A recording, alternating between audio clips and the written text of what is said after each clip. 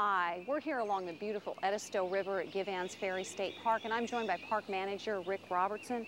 And Rick, tell me a little bit about what's so special about the Edisto River here.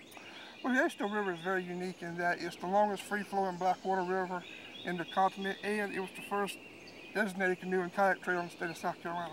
Now, what makes it a blackwater river? That's due to the tannic acid that comes from the willow trees and the other vegetation that lines the river. Well, it really is absolutely gorgeous. And you mentioned canoeing and kayaking. I know that's one of the really big activities here at Givhans Ferry. Tell me a little bit about what it's like to canoe or kayak out there on that river.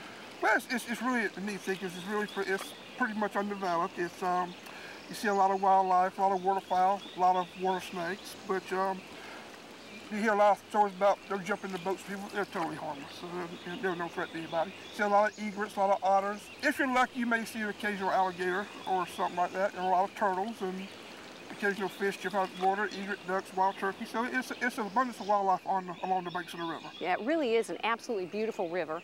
And to canoe and kayak down it, I have to imagine, besides all the beauty and the wildlife, it's really peaceful and quiet along some of those sections.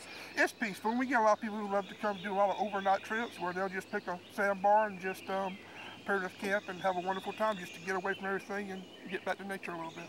Now, you can come right here to Givhans Ferry if you've got a canoe or a kayak of your own, and you can put in right here at the park, can't you? You can do that, or you can put it at other lanes and come to the park, or you can put it in here and go to other parks.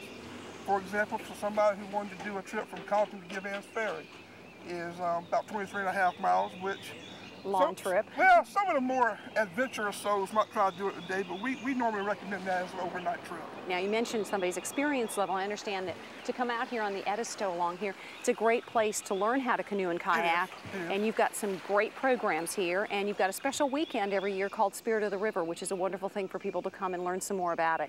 We do Spirit of the River in March, and it's a variety of workshops, canoe trips, different little crafts and things. And the good thing about Spirit of the River is not only does it do trips on the Edisto and helps the participants get an appreciation for Edisto, but for other low country waterways such as the Astor and the Astor River.